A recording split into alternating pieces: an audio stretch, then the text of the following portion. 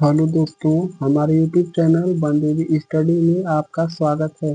तो आज हम आपके लिए यहाँ Assam rifle technical and tradesman से संबंधित जीके और जीएस के संबंधित टोटल 25 प्रश्नों को लेकर आया हूँ। तो यह जो 25 प्रश्न हैं यह आपके 100% एग्जाम में छपने वाले प्रश्न हैं और PYQ पर आधारित है, PYQ में से लिए गए हैं। तो चलिए दोस्त, हम लोग शुरू करते हैं।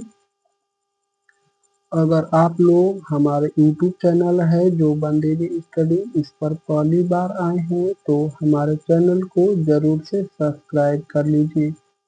और दोस्तों, आप लोग को सही और सटीक जानकारी चाहिए तो अभी हमारे चैनल को सब्सक्राइब कीजिए और जाकर आप सभी वीडियो देख सकते हैं। इस पर बिल्कुल भी फेक वीडियो अपलोड नहीं है।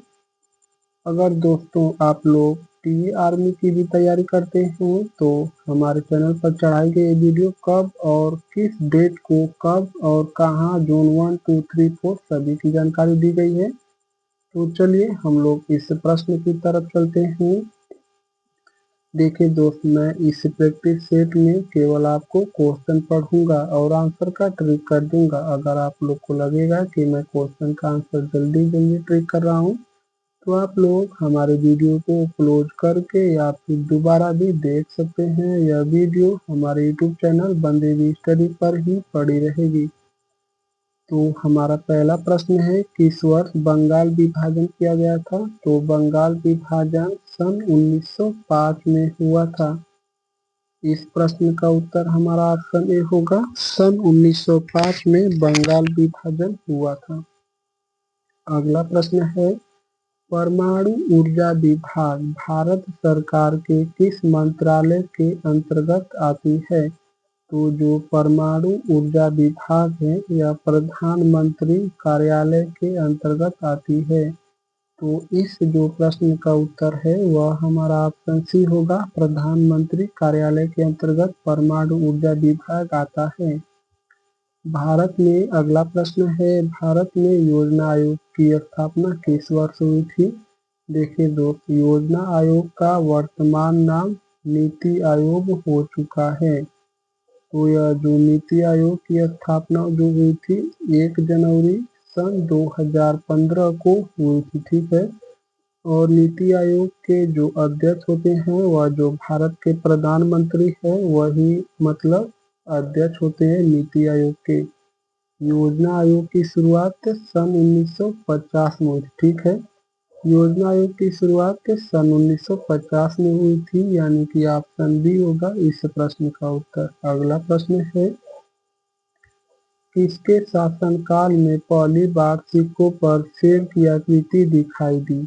तो कौन सा राजा था जिसने सिक्कों पर शेर की आकृति को दिखाया था? तो वह जो थे हमारे शेरशाह सूरी के सिक्कों में सबसे पहले शेर के चित्र को दिखाया गया था, यानी कि ऑप्शन ए होगा इस प्रश्न का उत्तर। अगला प्रश्न है, भारत में सर्वप्रथम कागज का निर्माण किसने शुरू किया था? तो भारत में सबसे पहले कागजों का निर्माण जो है वह अरबों ने शुरू किया था, यानी कि जो अरब देश से आए थे उन्होंने भारत में कागज का निर्माण शुरू किया था, यानी कि ऑप्शन डी होगा इस प्रश्न का उत्तर। अगला प्रश्न है, लिंगराज मंदिर किस राज्य में स्थित है? तो जो हमारा लिंगराज मंदिर है यह भारत के उड़ीसा राज्य में स्थित है। लिंगराज मंदिर भारत के उड़ीसा राज्य में स्थित है। तो इस जो प्रश्न का उत्तर है दोस्तों वह हमारा ऑप्शन सी होगा, उड़ीसा।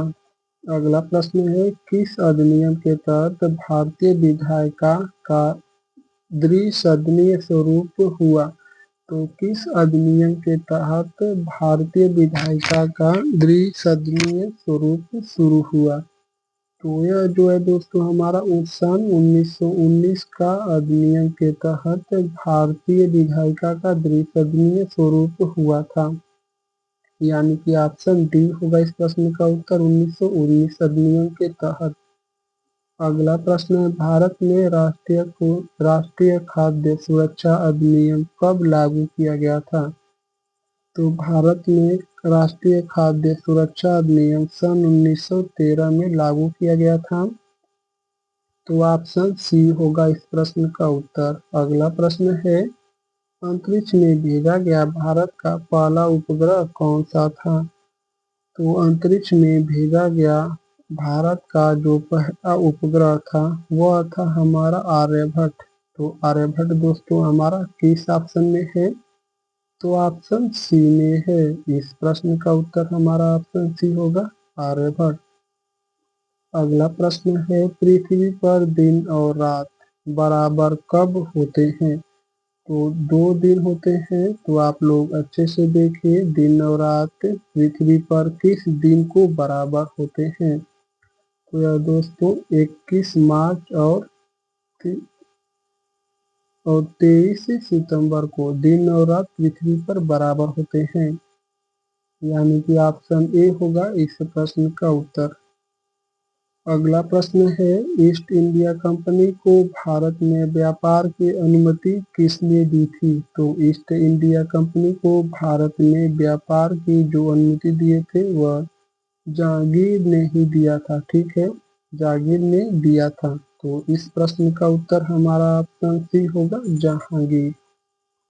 अगला प्रश्न है, रामसर स्थल किससे संबंधित है? तो रामसर स्थल जो है यह किससे संबंधित है?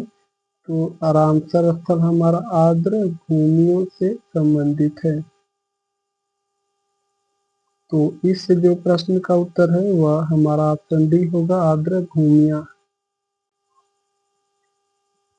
तो अगले प्रश्न को देखते हैं, निम्नलिखित में से कौन सा एक विटामिन वसा में घुलनशील विटामिन नहीं है? देखिए दोस्त, वसा में घुलनशील विटामिन बी सी, और देखिए दोस्त, जल में घुलनशील विटामिन बी सी होता है। ठीक है, और वसा में घुलनशील विटामिन ए डी ई के। देखिए, वसा में घुलनशील विटामिन ए डी ई के, जल में घुलनशील विटामिन बी सी। ठीक है, तो बी मतलब कौन सा वसा में घुलनशील विटामिन कौन सा नहीं है? तो हम लोग ऑप्शन डी को भी देख लेते हैं। वसा में घुलनशील विटामिन हमारी बी नहीं है। वसा में घुलनशील विटामिन ए डी ई के होता है। ठीक है, जल में घुलनशील विटामिन हमारी बी और सी होती है। तो ऑप्शन बी होगा इस प्रश्न का उत्तर। अगला प्रश्न है, ICMR का मुख्यालय कहाँ स्थित है? तो IC जो MR है इसका मुख्यालय हमारा न्यू दिल्ली में स्थित है। तो ऑप्शन सी होगा इस प्रश्न का उत्तर, न्यू दिल्ली। अगला प्रश्न है, भारत में प्रथम समाचार पत्र कौन सा था? तो भारत में जो प्रथम समाचार पत्र था वह था हमारा बंगाल गजट। तो इस जो प्रश्न का उत्तर होगा वह हमारा ऑप्शन ए होगा, बंगाल गजट भारत का प्रथम समाचार पत्र था।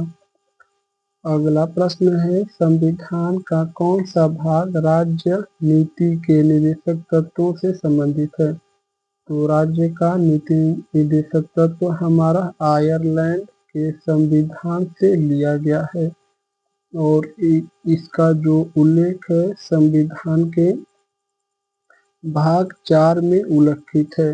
तो इस जो प्रश्न का उत्तर है वह हमारा ऑप्शन सी होगा, भाग 4 में। अगला प्रश्न है, किस राज्य को भारत का धान का कटोरा कहा जाता है? तो भारत के किस राज्य को भारत के धान का कटोरा कहा जाता है? तो भारत के छत्तीसगढ़ राज्य को धान का कटोरा कहा जाता है। भारत का धान का कटोरा भारत के छत्तीसगढ़ राज्य को कहा जाता है। तो ऑप्शन बी होगा इस प्रश्न का उत्तर। अगला प्रश्न है, एलिफेंटा की गुफाएं कहाँ स्थित है? तो एलिफेंटा की जो गुफाएं है दोस्तों वह हमारे भारत के महाराष्ट्र राज्य में स्थित हैं। तो ऑप्शन बी होगा इस प्रश्न का उत्तर, महाराष्ट्र। अगला प्रश्न है, भारत के किस राज्य की समुद्री सीमा सबसे लंबी है? तो भारत के गुजरात राज्य की समुद्री सीमा सबसे लंबी है। तो ऑप्शन सी होगा इस प्रश्न का उत्तर, गुजरात। अगला प्रश्न है, विश्व व्यापार संगठन वर्ल्ड ट्रेड ऑर्गेनाइजेशन WTO का मुख्यालय कहाँ स्थित है? तो सबसे पहले WTO विश्व व्यापार संगठन की स्थापना सन 1995 में हुई थी और इसका जो मुख्यालय है दोस्तों वह हमारे जिनेवा स्विट्जरलैंड में स्थित है। ठीक है, यानी कि ऑप्शन बी होगा इस प्रश्न का उत्तर, जिनेवा स्विट्जरलैंड में WTO या विश्व व्यापार संगठन वर्ल्ड ट्रेड ऑर्गेनाइजेशन का मुख्यालय स्थित है। अगला प्रश्न है, किस ग्रंथ में योग का सबसे प्राचीन वर्णन मिलता है? तो कौन से योग में दोस्तों कौन से ग्रंथ में योग का सबसे प्राचीन वर्णन मिलता है? तो वह हमारा पतंजलि योग सूत्र में योग का सबसे पुराना वर्णन मिलता है। तो ऑप्शन सी होगा इस प्रश्न का उत्तर। अगला प्रश्न है, अल नीनो का प्रभाव किस पर पड़ता है? तो अल नीनो को सबसे पहले एक गर्म जलधारा है दोस्तों। अल नीनो हमारी सबसे पहले गर्म जलधारा है। तो यह किसमें इसका प्रभाव पड़ता है? तो चलिए हम लोग पहले ऑप्शन को देख लेते हैं।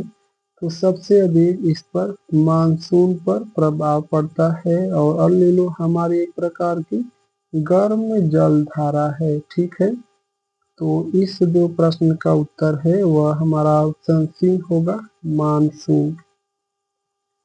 अगला प्रश्न को देखते हैं, किस तिथि को भारत संविधान दिवस मनाया जाता है? तो भारत का संविधान दिवस किस तिथि को मनाया जाता है? तो प्रत्येक वर्ष 26 नवंबर को भारतीय संविधान दिवस के रूप में मनाया जाता है। तो ऑप्शन सी होगा इस प्रश्न का उत्तर। अगला प्रश्न है, किस मिट्टी में कपास की खेती की जाती है सर्वाधिक?